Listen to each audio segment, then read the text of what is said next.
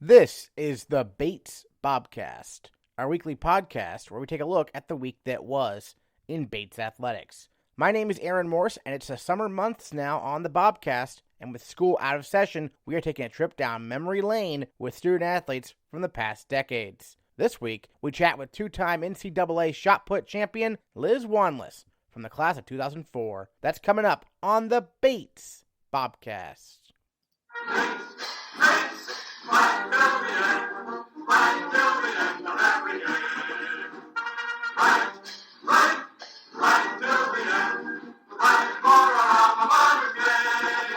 Liz Wanless' list of athletic accolades is long and impressive. As a Bates volleyball player, she was a four-time All-NESCAC selection and one-time All-American, while the Bobcats win a combined 105 and 41 over 4 seasons. But Wanless stood out even more competing for then-head coach Carolyn Court as a track and field athlete at Bates in her specialty, the shot put. As a senior in 2004, Wanless won the Division III shot put title in both indoor and outdoor competition. She even had a legendary Bobcat teammate in her friend Keelin Godsey, who also went on to win NCAA titles and played a pioneering role as a transgender athlete. As it turned out, Bates was only the start of Wanless' rise as a shot putter. She won Division I All-America honors in her final year of eligibility at the University of Florida, then went on to compete in the World Championships for Team USA. Now working as an assistant professor and assistant director of analytics at Ohio University's College of Business, Wanless joined the Bobcast via Zoom to talk about her unique story at Bates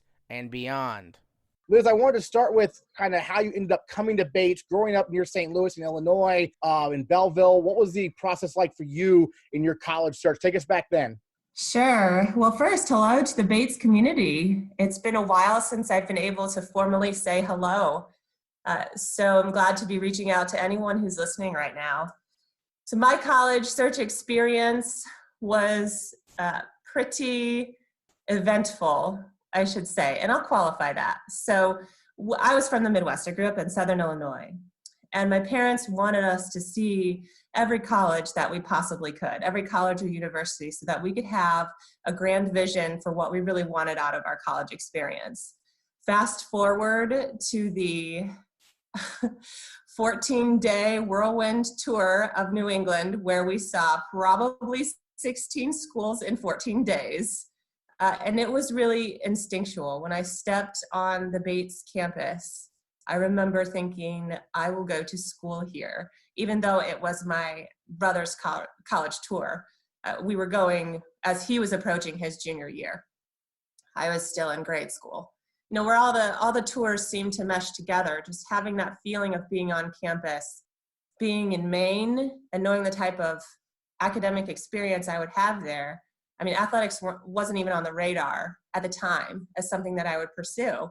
So knowing that I would have a great academic experience, I really wanted to go. And so I had it narrowed down to Bates, Colby, and Cornell, interestingly. And I took visits to all three schools and spent the night at all 3 schools.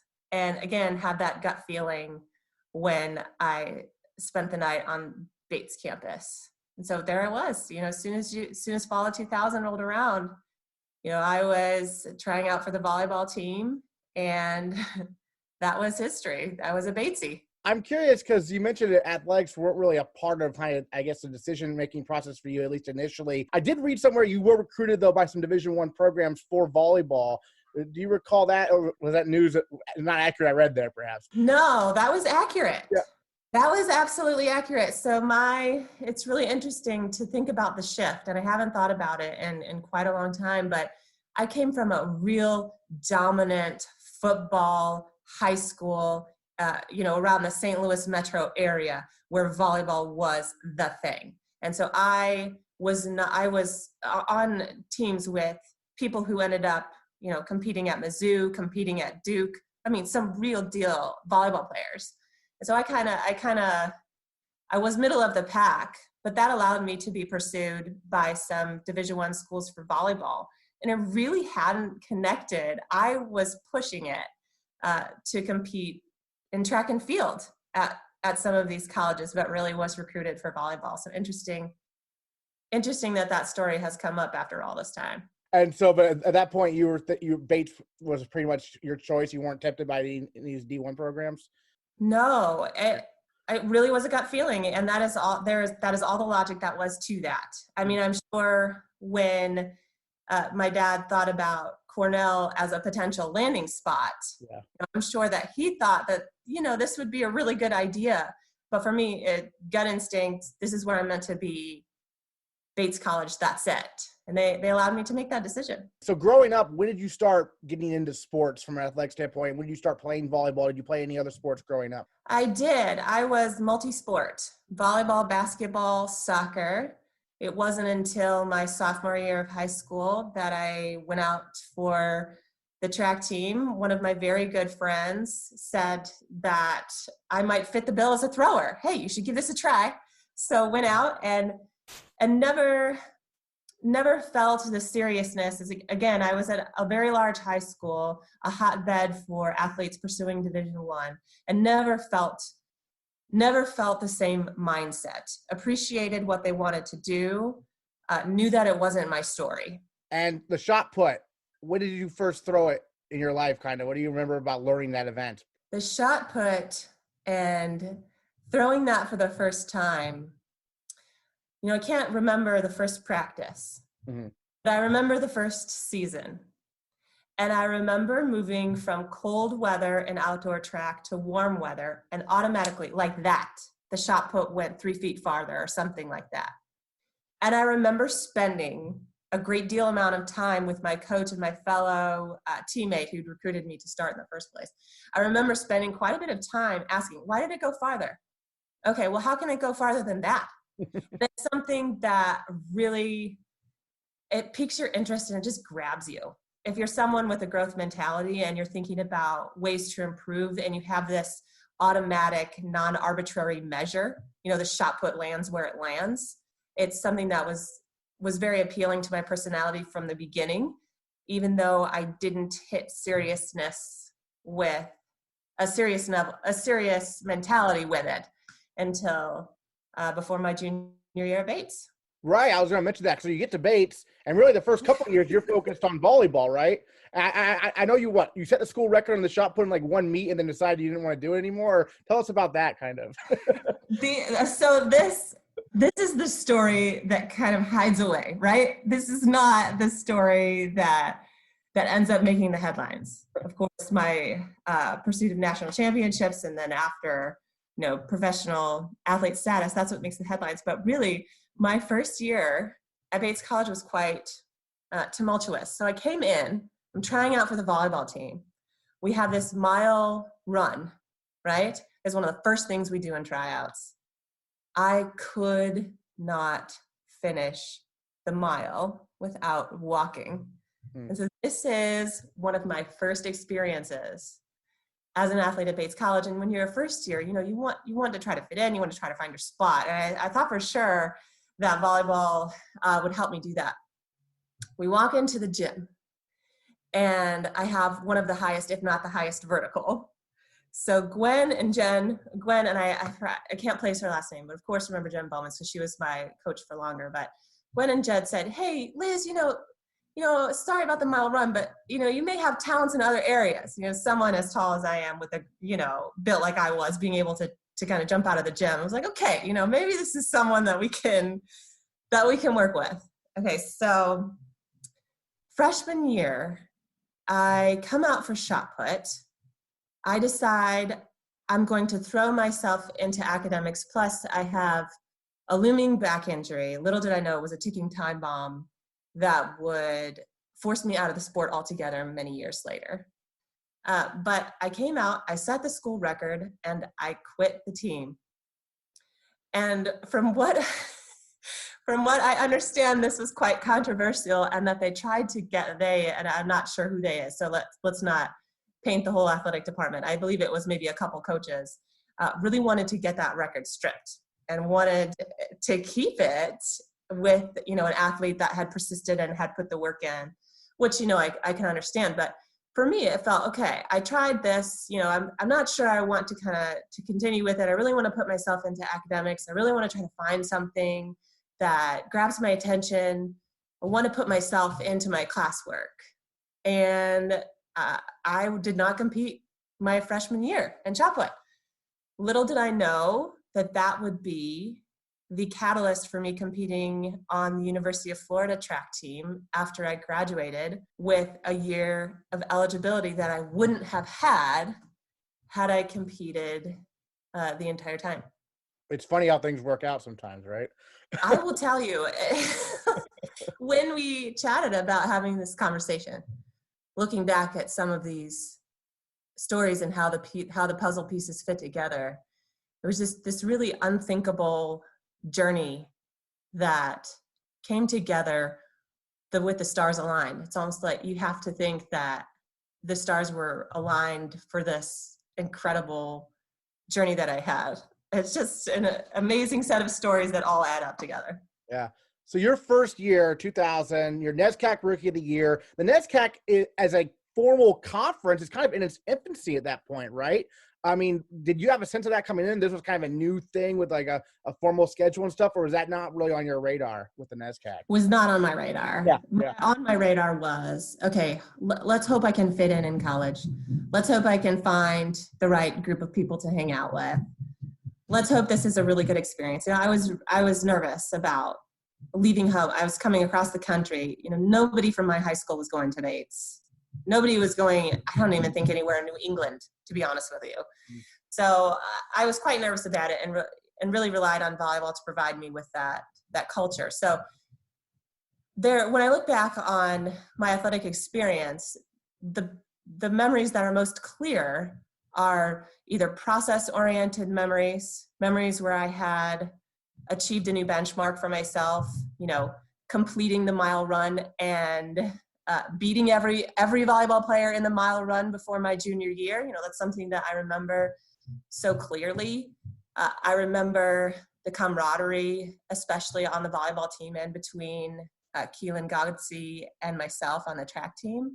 You know, those are the things that I remember the most. So when I head back home, and my parents they've recently taken it down and have boxed these up, but they had this just wall. It filled a wall of things like NESCAC Rookie of the Year, you know, SEC Player of the Week, National Champion this, All-American that. You know, those are not the things that I remember, because it was a process-oriented approach for me.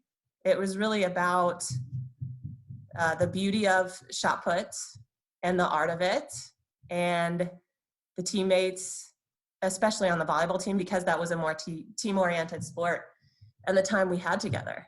So it's interesting to look back, you know, this amount of time later, and think about what types of memories you really have, because you start to think that it's the pursuit of athletic success that drove a lot of this, but it was the pursuit of the process. Jen Bowman, your head coach in volleyball for 4 years. She's now at Trinity and has been for quite some time. But what was she like as a coach? Oh my gosh. Let me set the scene. The volleyball team, period, was a cast of characters, no doubt. And I could even generalize that across the NESCAC. But Jen Bowman herself you think of two terms, hustle and fun. So this was someone who was hard on me, who challenged me, who hustled. You know, she hustled herself. She worked hard herself. But this is someone that also had a great deal of fun and passion for what she did. So Trinity's, I mean, just really lucky to have her. Someone who was very influential on my life and, you know, allowed me the grace after failing, I will say big fat F for the mile run that first year, allowing me to come back, you know, try it again, and then to help shape me into someone who would win the mile run, you know, eventually a couple years later. I mean, I think there's something to be said for that type of influence on anyone's life. And it was something that I really needed for sure.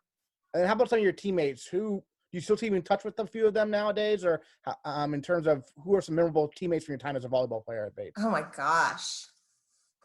Memorable teammates. That question could be answered with every single one of them. Yeah, I think probably one of the more memorable, just because of what she is doing now, is such a great reflection of who she was at Bates. It's Katie Burke. Katie Burke is now the Chief of Human Resources at HubSpot, a global company. I mean, right now she posts on LinkedIn, so I'm able to see, but she's overseeing all of their offices when they reopen, what that process looks like. And this is a global company, and it was just voted best place to work. And she focuses on her goals to create a more diverse world in tech. And I'm telling you, that is exactly who she was when she was a teenage.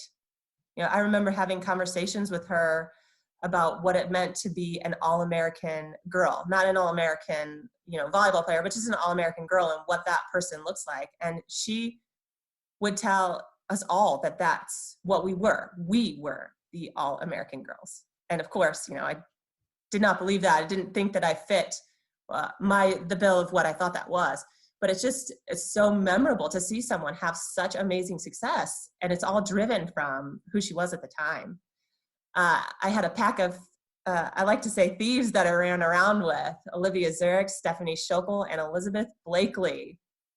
If I had to look back and think about one of the best athletes I've ever met in my entire life, and that includes, post-college, and when I went on to compete professionally, Olivia Zurich really is one of the better athletes I've ever known. This was not going to be, she was not going to pursue athletics beyond college. It wasn't what she wanted to do. She was an amazing neuroscience major, just absolutely really, really smart. She's an incredible athlete, picked up setting, played as an outside hitter, was just incredible, and the women that I competed with, especially those three, I mean, they were my best friends. They were my best friends in college. Now, this could not be a conversation about my experience at Bates if we didn't talk about Keelin Godsey. Sure. And what an amazing, and what an amazing duo we were together. And I have so many stories. I was thinking about these, and I can't wait to bring these back up. So Leslie Milk, who is now Leslie Stubna, she came to me and said, "Hey, Liz, there's someone in the locker room saying that he can beat everybody at the throws events on the women's track team, and that he was really going to be the best at it." And I said, "Oh, really? Oh, really, Leslie?" And so then Keelin and I met shortly after. Of course, I beat Keelin at the shot put. And this was before Keelin had really stepped into his rhythm in the weight throw. But I kind of showed him that, we were going to compete. But here's the magic of this situation, is that we both had a decision to make. And this is something that definitely sets the template for my workplace brand now, is that when someone comes along and they're great, and they're not only great, they're excellent, and they're going to be excellent, you have a choice. You either become a part of this journey or you don't.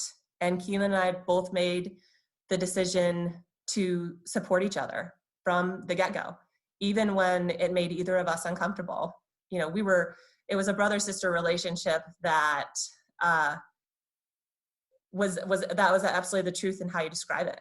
You both compete and collude at the same time.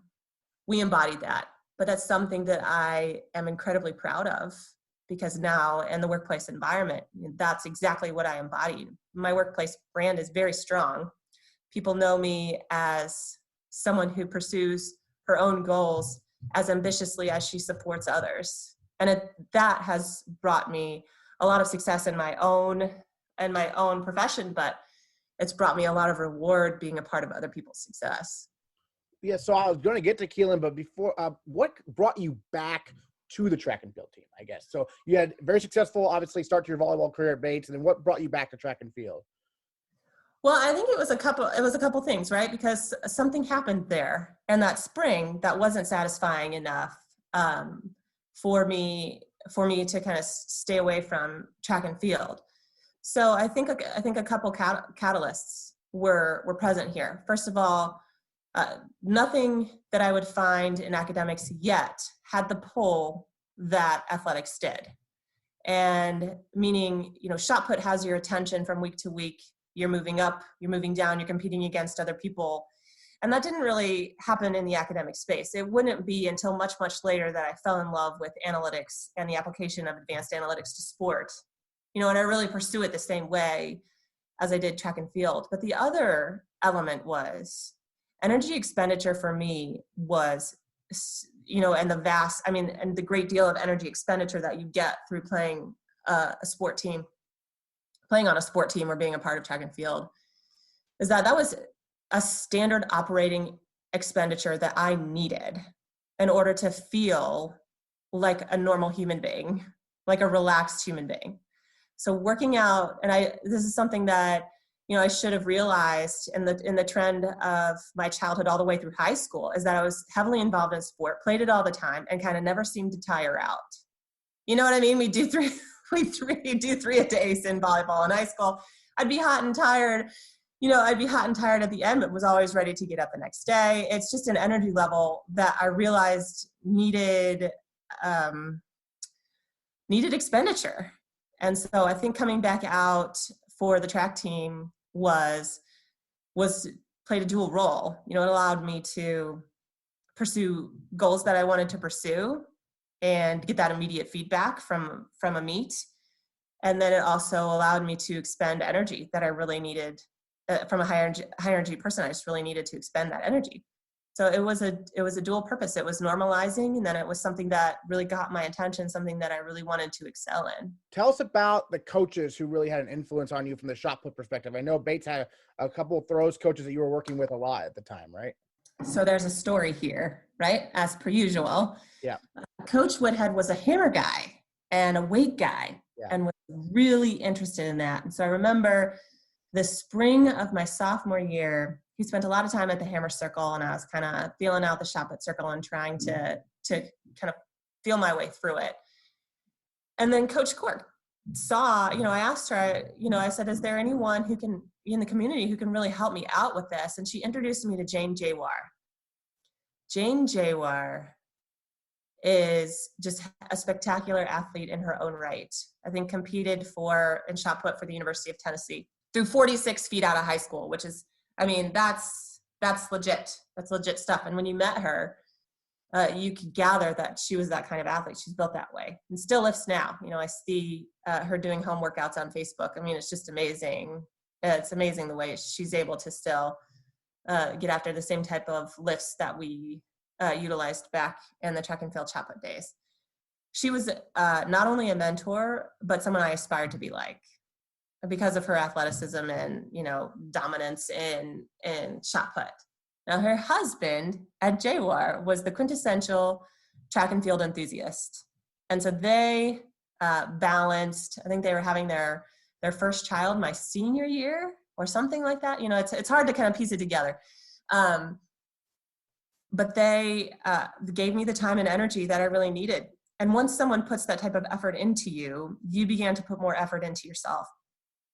So they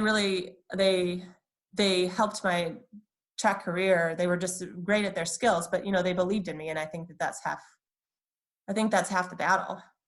Coach Court had an incredible influence on me.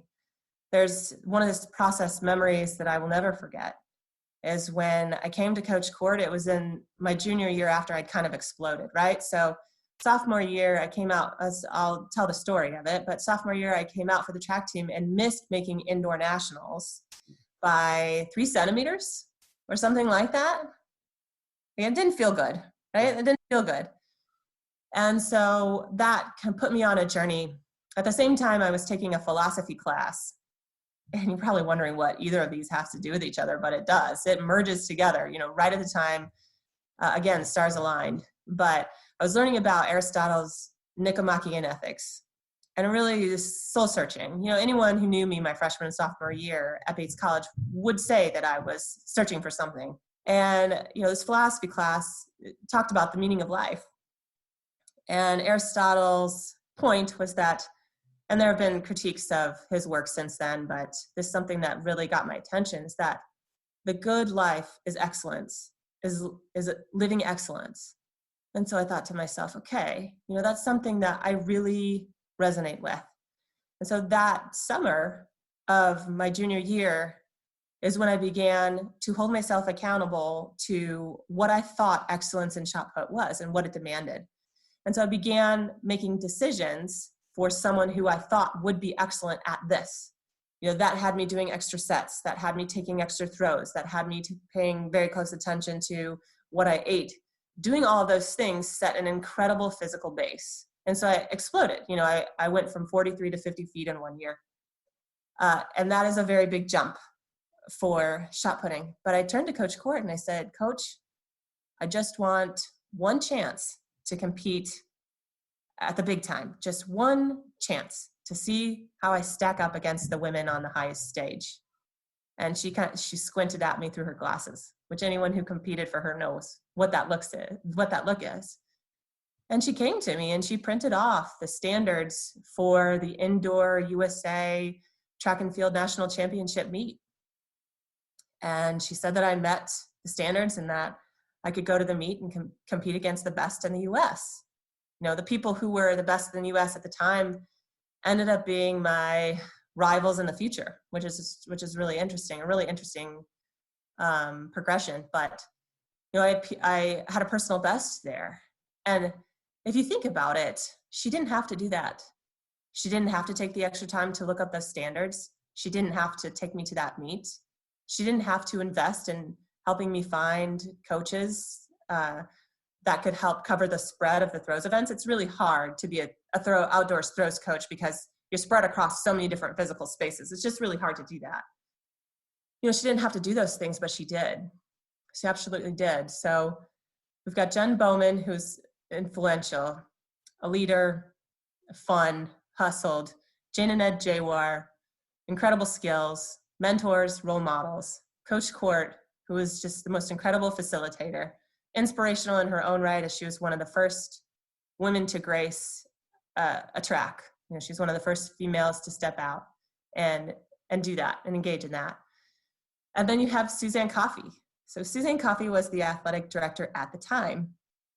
And Suzanne Coffey plays an incredible role in this story because when I went to the Penn State relays, that's when I beat some Division I athletes and, talked to coaches about competing after. And really coaches at the Division I level didn't want to take on, someone who wanted to compete without them, what's in it for me, right? Without a year of eligibility. So I came back to Suzanne Coffey and I said, I competed once my freshman year. Can that be a year of eligibility? Can I compete at the next level? Can I take a year at the University of Florida, for example? And she helped make that happen. It had to be approved by all of the athletic directors in the NCAA. And I had a back injury at the time, so there were health reasons why I wasn't competing, but I don't think that approval would have happened without her, prowess in the NCAA and without her relationships in the NCAA. And again, without her willingness to go forward and do that. It's like you realize later on that people don't have to help in the ways that they did, because they did. You're able to take on these incredible journeys. Certainly. We've talked a lot about the shot put.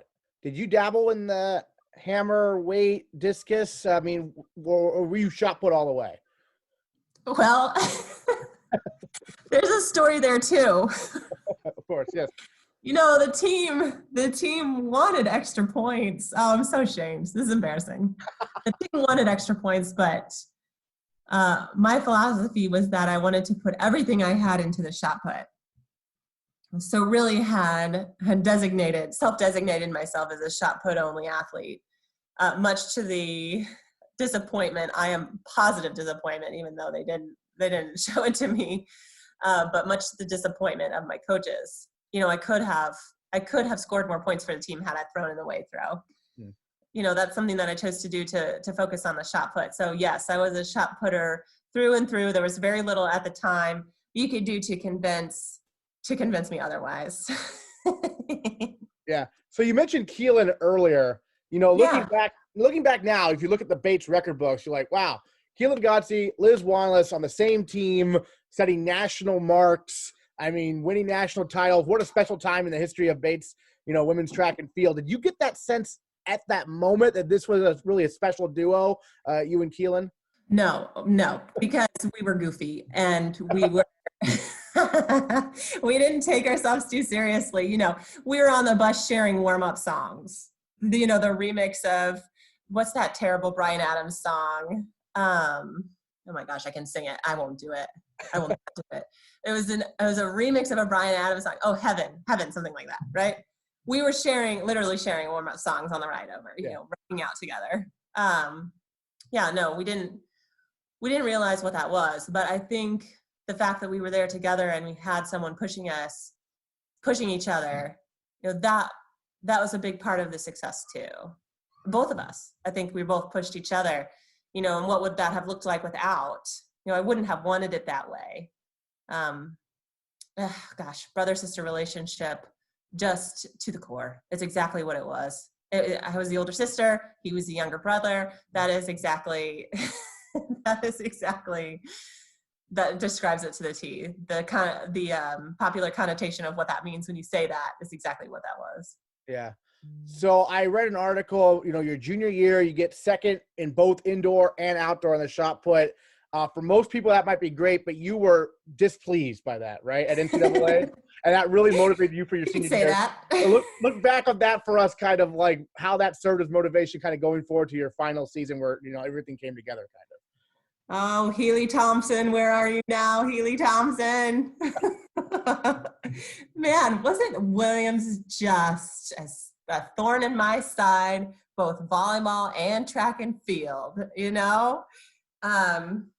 So something that, as I was improving, I knew that Healy Thompson was a champion. She had owned the ring, so to speak, and she knew how to compete. So the one takeaway, the big shift in mindset really happened after that sophomore year, that perceived failure of not making it to the finals. So Healy Thompson, I went up against her, and boy, she PR'd to beat me at the national meet. And typical, I fell apart right there. This is funny because whenever I feel disappointed about my own performance or when I feel disappointed by an outcome, it's no, walk away, hold your head up high and, head back to the locker room, show no vulnerabilities, right? Anyone who remembers that time knows I would just flat out bawl at the scene. I would cry at the scene in front of everybody. And so, I'd hit the floor. I really felt disappointed in myself, honestly.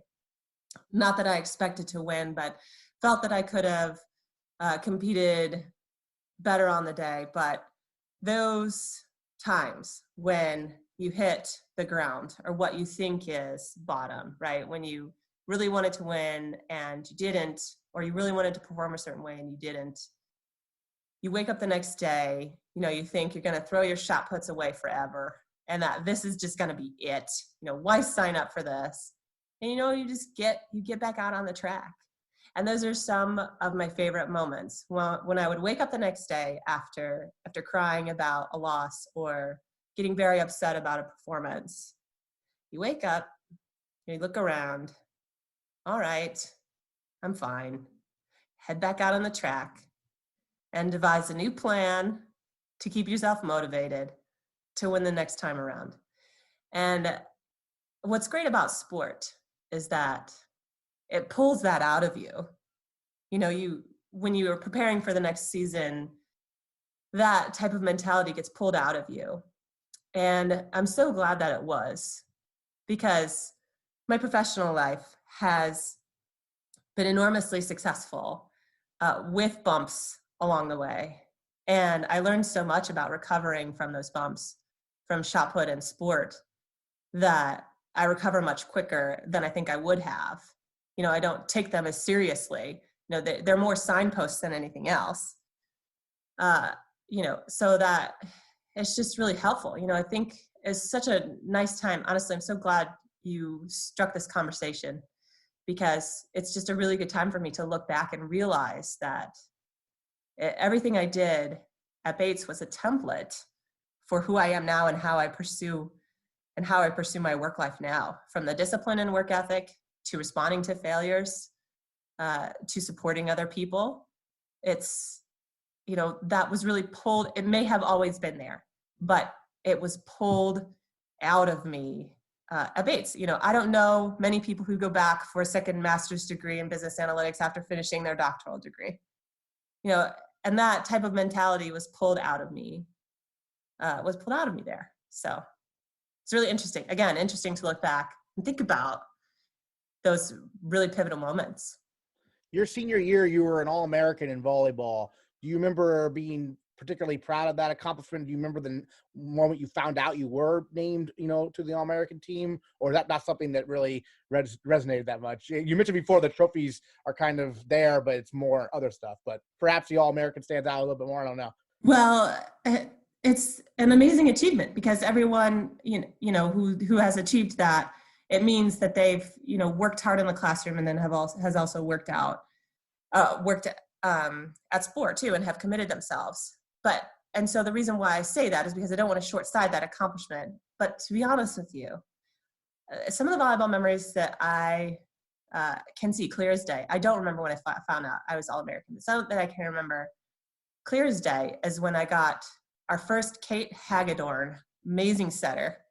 I remember talking to her and saying I wished I was born a year earlier so that I could have had her as a setter for 2 years.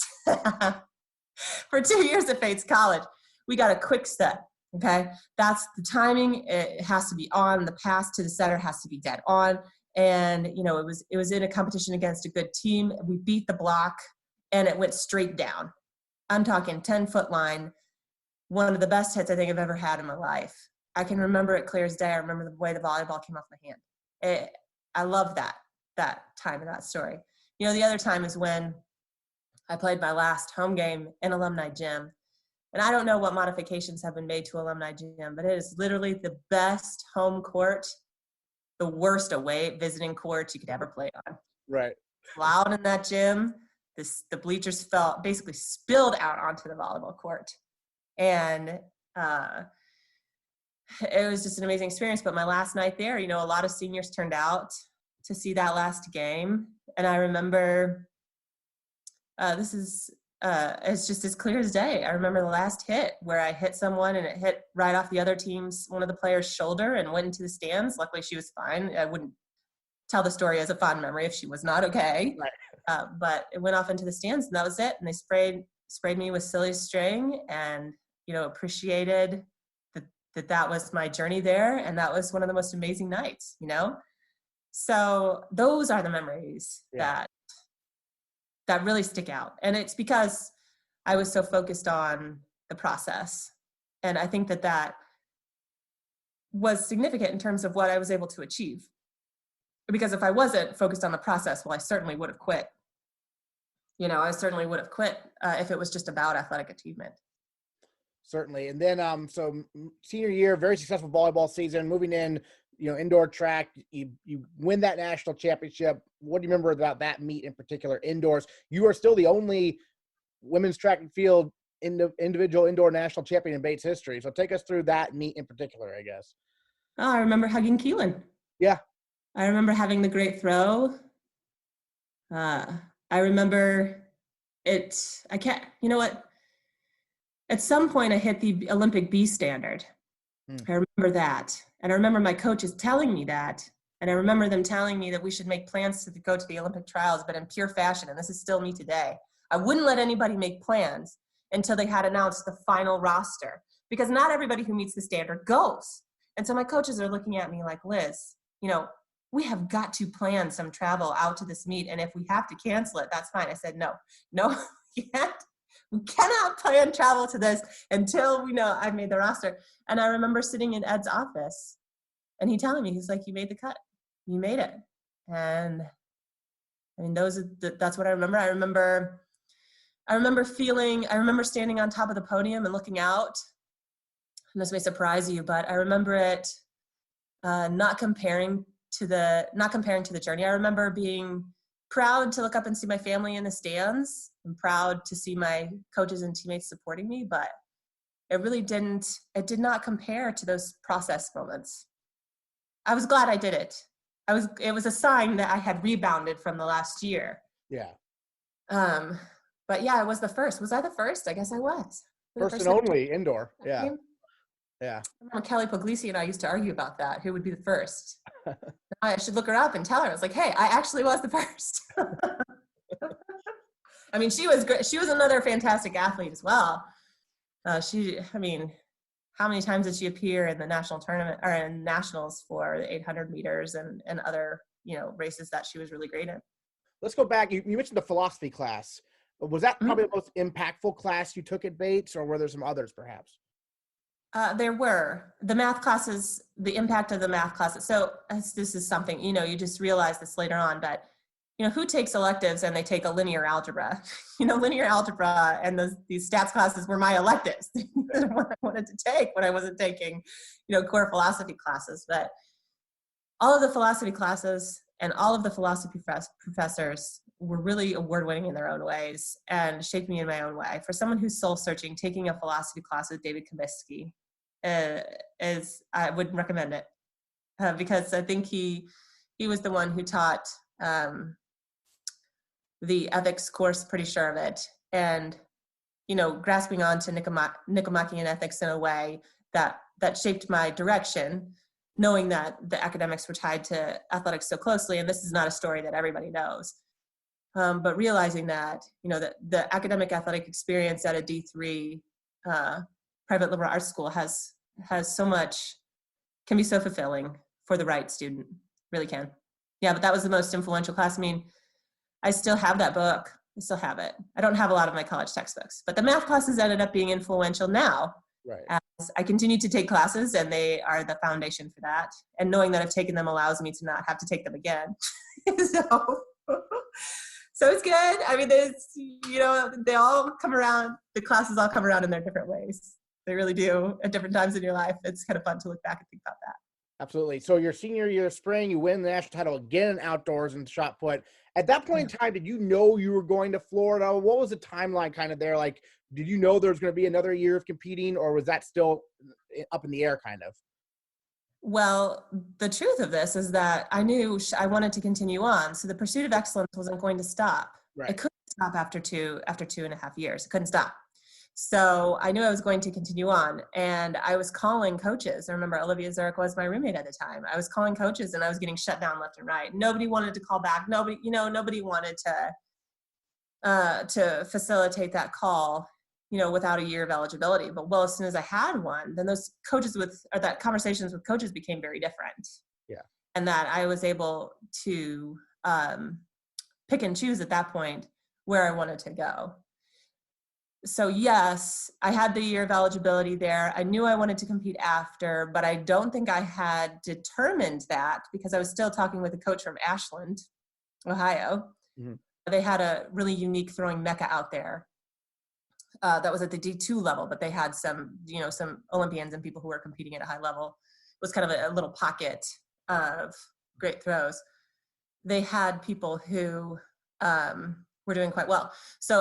And we were still conversing. So I don't think I had made the decision until after the Olympic trials. So my Bates coaches were there to guide me, but I remember talking to other coaches about pursuing, and Ramona Pagel, about pursuing after. So the Olympic trials experience, take us through that. Surreal. I think I was the only one who'd ever showed up with a Bates bag. Those maroon Bates bags. I don't know if they still have those. But I think I was the only one there with I'm sure I was the only one there with a Bates bag, and maybe the only one with a Bates bag in a long time. I remember lining up. I remember someone that I met at USATF Nationals indoors the year before that I'd maintained contact with about competing professionally because she was. I remember walking out of the track with her, looking up in the stands, and I remember her saying, this is the biggest track meet that I'll ever get to, or that we'll ever get to. And intuitively in my mind, not out loud, intuitively in my mind, I said, speak for yourself. Right. And that very next year, qualifying for the world championship team, it's just an absolute unthinkable story. Is it something that has happened or will ever happen again? Keelin experienced very similar success in a different way. But is that something that will happen again? I don't know. What did competing at the University of Florida compare to competing at Bates? Tell us the difference between the D1 and the D3 experience, perhaps. I will tell you that is a question with a very clear answer.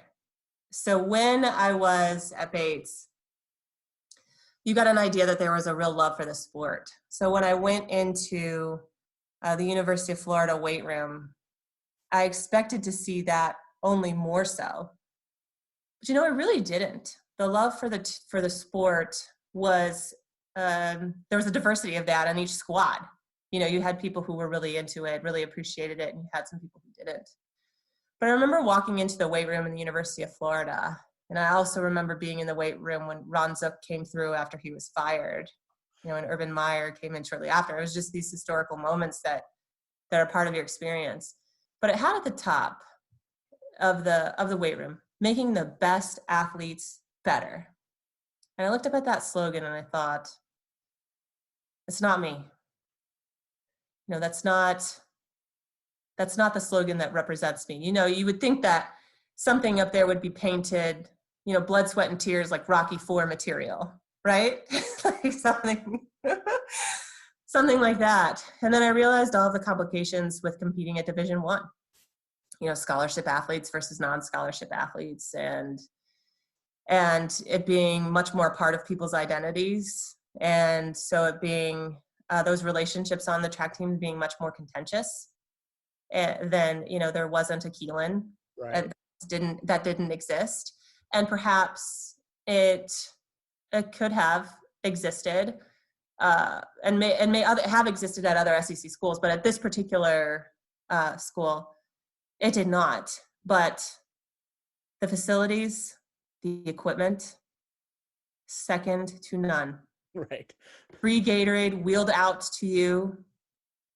Trainers taking every last measure to help you. And they did it at Bates too, but there wasn't one hired athletic trainer for each team. And that's what it just really felt like at the University of Florida. Shoes anytime I wanted them. Sweats anytime I wanted them. I remember in the first couple of weeks, my t-shirt was getting really dirty because I was out there in the trenches, right? Which is where I wanted to be. And there, Liz, you can go get new t-shirts.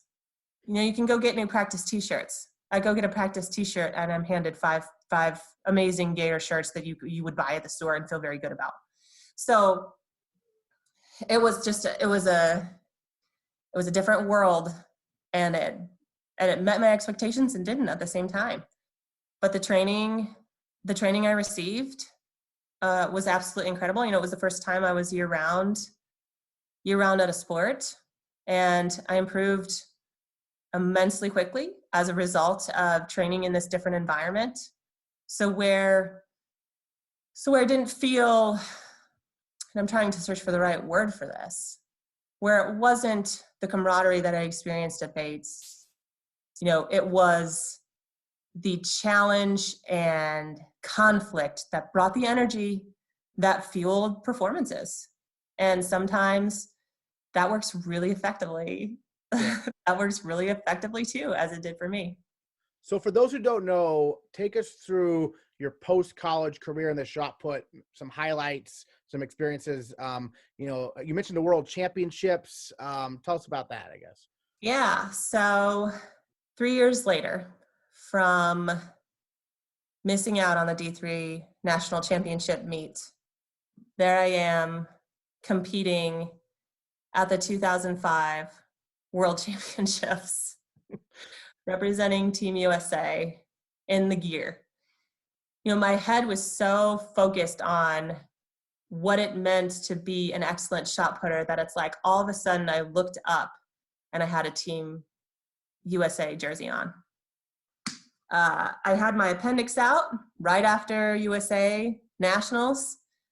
I remember practicing and feeling a stitch in my side, and then it got worse and worse progressively, so I had to go to the hospital. So wasn't in tremendous shape for that meet, and continued to compete in the top 20 in the world for 4 solid years. competed at 2008, had my sights set, and fell short. I think about 3 inches short. And I thought about the Olympic trials and being an alternate for the Olympic team and what that really meant. And I think that, the week is very taxing. I didn't have from a performance standpoint, I didn't have my nervous system set very well from the prelims. I came out a little too fast, and you kind of have to reset your nervous system after that. And it was a lot of focus. People don't realize there's a lot of focus for me to compete well. And I've maintained a very focused lifestyle. And sometimes so focused, I think and any sports psychologist might have said it was unhealthy, but given that what I wanted to do, it was a deliberate decision to push it as far as I could go. And it was a deliberate decision to do that. So lining up, I don't think I ever, if you think about the underlying emotions of a day like that, I don't think I ever truly accepted myself as someone at the top of the sport, but rather as someone who is just achieving excellence in the shot put. Whereas some of those excellent, or some of those achievements are expected of others, but it wouldn't be fair to talk about this experience because those moments and those achievements took on more importance when there were steroid rumors circulating. So when you improve, and I'm just glad to have the floor to talk about this, but when you improve fast and when you do the unthinkable, people have to make sense of what that is and how it was achieved. Anyone who knows me really well kind of understands sport is that, okay, if you take away volleyball and you go to a completely different training environment with coaches and athletes who compete at that elite level, it makes sense that someone would improve. But people who were outside of that environment had trouble wrapping their mind around that. And so whereas the journey was one of the most exciting times of my life, the steroid accusations were among the worst. And I tell you, I don't know where to go with that pain. Who do I blame? Do I blame myself for not keeping closer relationships with people in my life? As I became really focused, a lot of relationships fell out of balance. Do I blame others who weren't fair to me in making those accusations that were baseless? Without any kind of knowledge. My performances in track and field were intense. I would scream. People grunted when they throw, I would scream. I literally pulled everything I could out of me. And it was something. It was something to behold. It was something to behold. Do I blame Marion Jones and Lance Armstrong for creating this culture of doubting our heroes and doubting those performances? It's something that still hurts. And how many years later?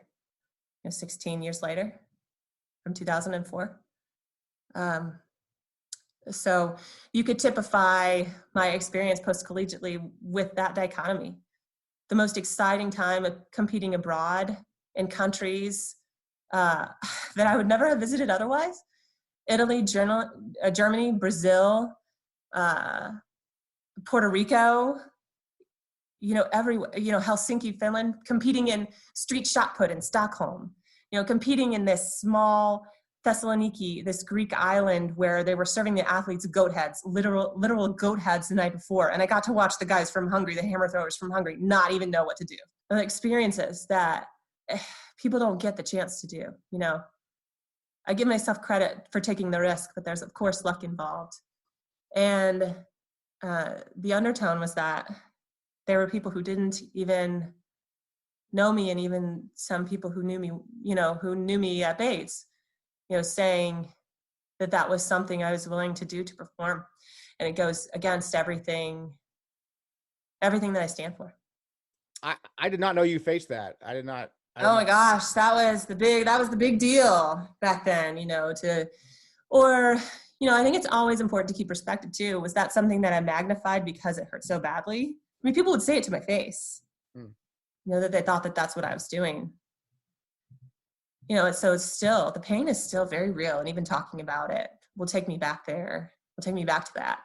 But yeah, I definitely faced that. And you can imagine why people would be skeptical with such improvement so fast. And again, doing the unthinkable, because it really was. It was just, I'm really glad for Keelin's performances. He showed everyone that it could be done. I mean, he's amazing, an amazing hammer thrower. But yeah, that was something that was a big part of my experience, whether I magnified it, whether, I let it become a big part of my experience, or whether it was something that people casually mentioned, and didn't really hold that tight to. But yeah, that was hard. It was really hard. Well, now you're at Ohio, right? As an assistant professor, assistant director of analytics in the business school. I'm curious what path took you there. I mean, from an academic perspective, obviously, you just got last year, you got a master's there at Penn State. You had the doctorate there at Ball State the year in 2015. So what was your journey like from an academic perspective? How did Bates prepare you for post-grad stuff, and now your current position, I guess? Well, like I said, Bates was a template for everything I achieve now and that athletic experience. So I was really looking for a new journey, and it took me a while to figure out what it is. So Ohio University houses the sports administration program that had been number one for the past 5 years, the number one program that you could attend in the nation. And this is where I wanted to be. This is the place that I knew I would grow and that I could contribute to in a really valuable way. This is what I wanted to do. But I didn't really fall in love with analytics and the analytics space until I entered the master's program at Penn State. So, and there are times when I can reflect back and say, with professional successes, I'm like, oh, this was the national championship win at Division III, or, oh, this was the national championship loss. They'll feel the same. Right. And I'll wake up the next day and I'll continue to what I'm doing. But I'm so grateful to have found a second journey, and then again to feel that made it to the top program. What a wonderful thing to tout, and knowing that the journey is just beginning, becoming an excellent analyst, pursuing the good life, excellence in what it means to be an analytics professional is just starting. It's really just starting, because my appreciation for the space is just enormous. And so I know that there's still a lot to learn, and more that I want to explore, and the field is growing. So there's more that's it's evolving. But there are times I will reflect back and feel the same way that I did about certain things. I'll often compare it. I'll be like, okay, I just crossed the Division III threshold. I'm at the University of Florida. You know what I'm saying? Like there'll be comparisons that I make. So it's really, really similar. It's just a template. It's a template. It's a template for everything that I do now, and living a life that I'm proud of. It really is.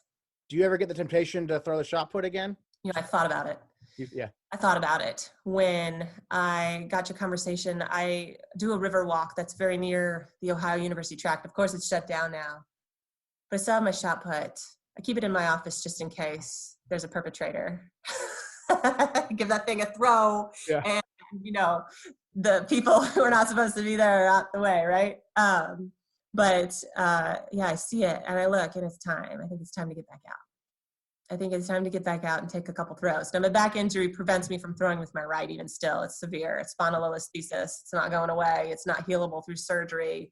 But I think it'd be a good time to take some lefty throws on knees and start developing my strike again, don't you think? Yeah, absolutely. I'm sure whether you're able to do it, I'm sure left-handed you can still probably out throw some folks. So well, we'll find out. And then what if I catch the fever? No, I won't catch the fever again. It's analytics this time. It's not shot this time. It's analytics this time. Well, any other thoughts about your time at Bates you wanted to share that we haven't gotten to touch on yet? No, I'm so thankful. I'm so thankful that you reached out. I'm so thankful for my experience. I'm so thankful. Just filled with gratitude. Absolutely. Next time on the Bates Bobcast, we'll interview another Bobcat from days gone by who made a huge impact at Bates. Find out who next time on the Bates Bobcast.